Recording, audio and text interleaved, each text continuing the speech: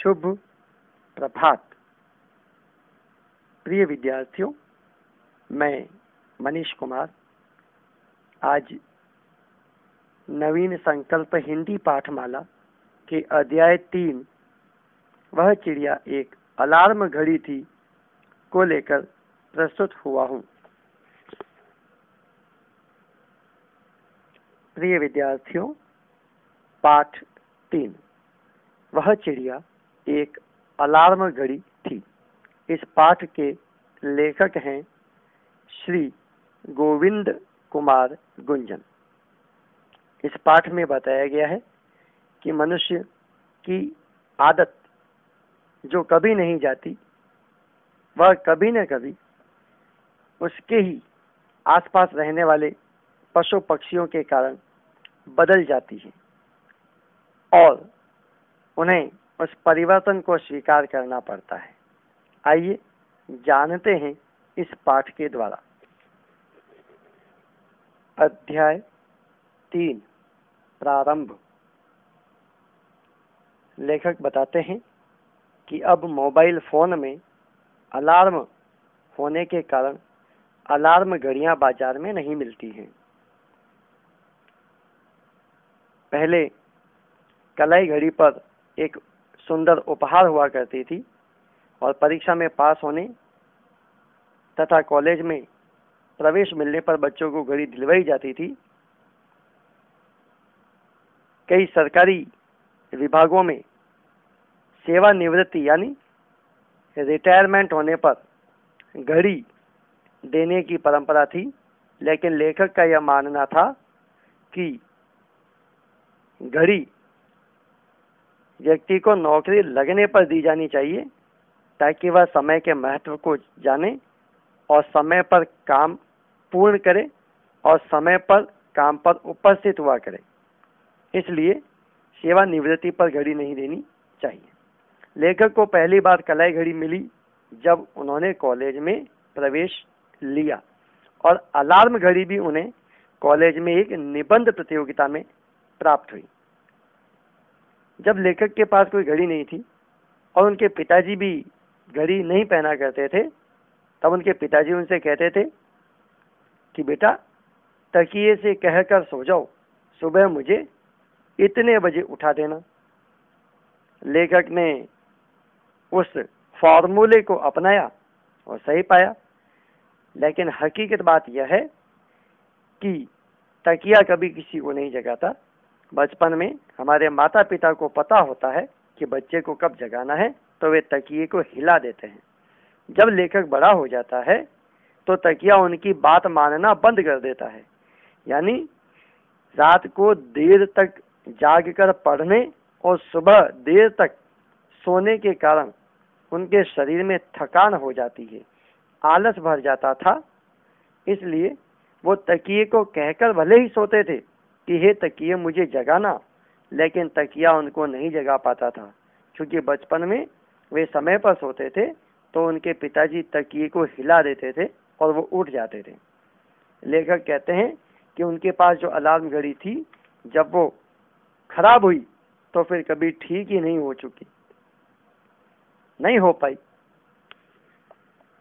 ठीक इसी प्रकार से वे ये बताते हैं कि अब उनकी भी देर रात को जागकर पढ़ने की और सुबह देर से उठने की इतनी आदत खराब हो गई कि वे भी सुधरने वाले नहीं थे।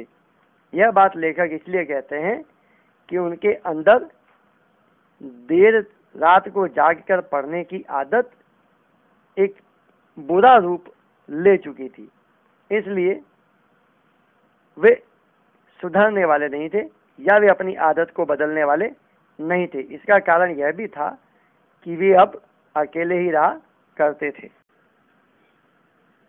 इस अंश में लेखक कहते हैं कि जब उनकी नई नौकरी लगी तो पहली बार उन्हें घर से अलग रहना पड़ा।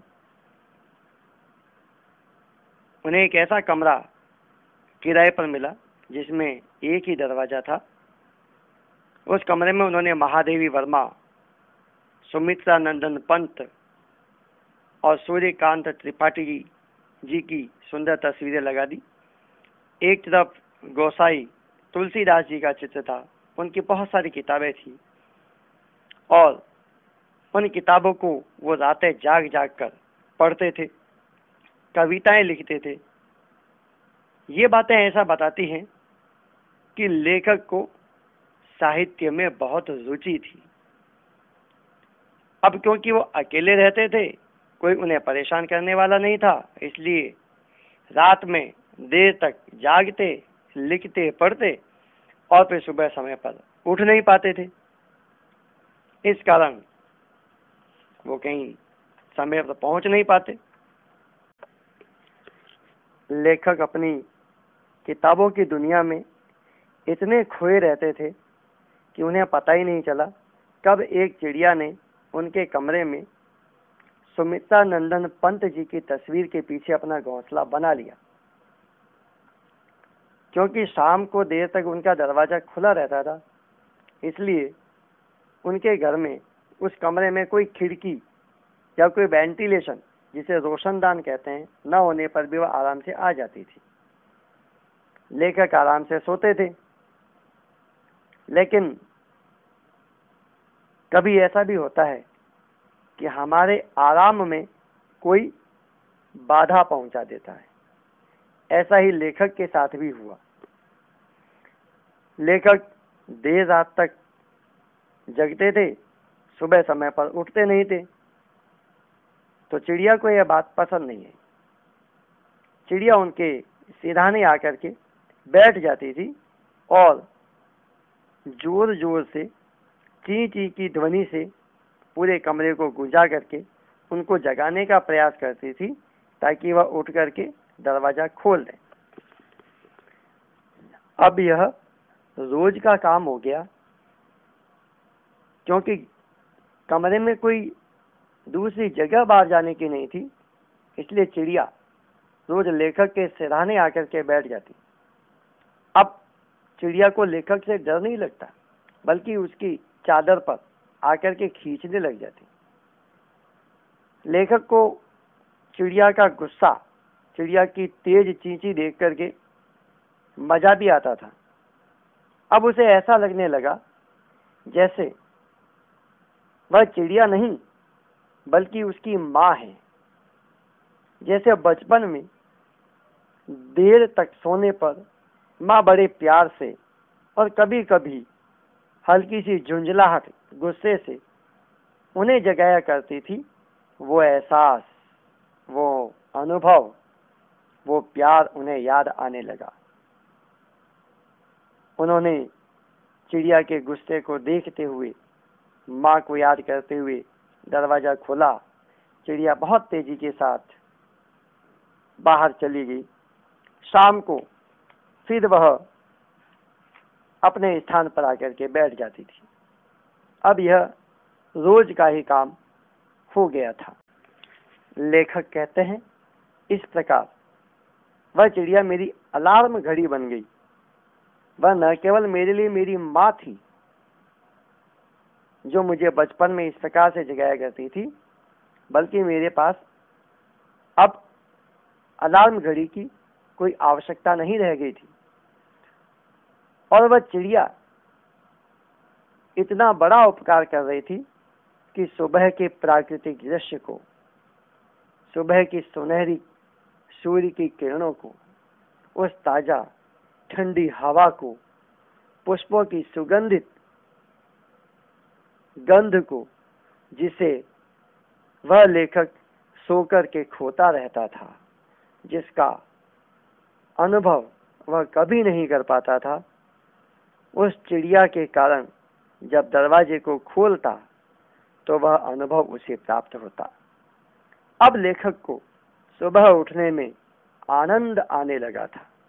लेखक को ऐसा महसूस होने लगा कि उसने अपने जीवन को खो दिया, जबकि वास्तविक जीवन तो सुबह के समय प्रकृति के द्वारा दिखाए जाने वाले ये अनमोल रत्न हैं।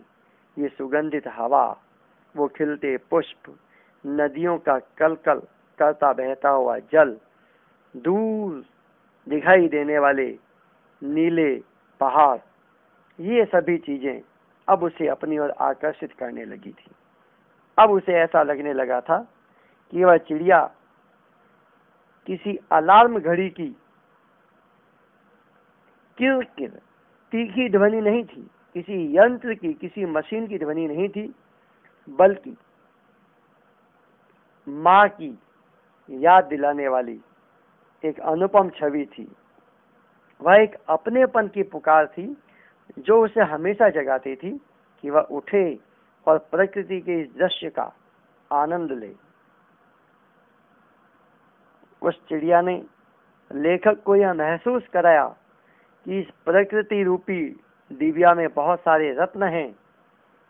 ये अनुभूति, ये एहसास खत्म नहीं होना चाहिए।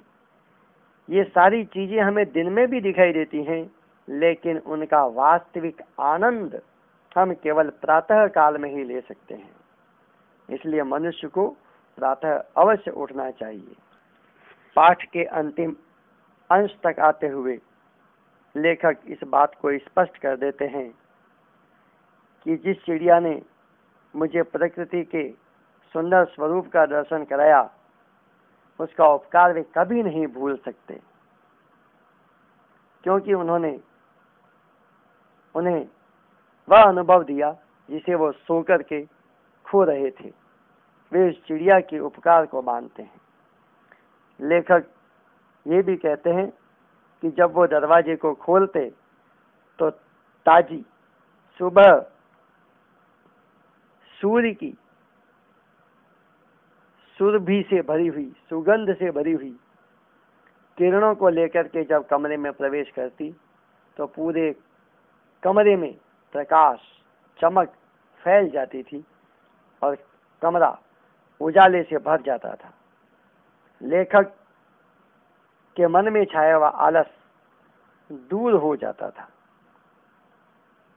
इस प्रकार लेखक ने यह स्पष्ट किया कि मनुष्य की आदतों को कभी भी कोई भी बदल सकता है और हमें सदैव प्रकृति के पास रहना चाहिए। जय हिंद।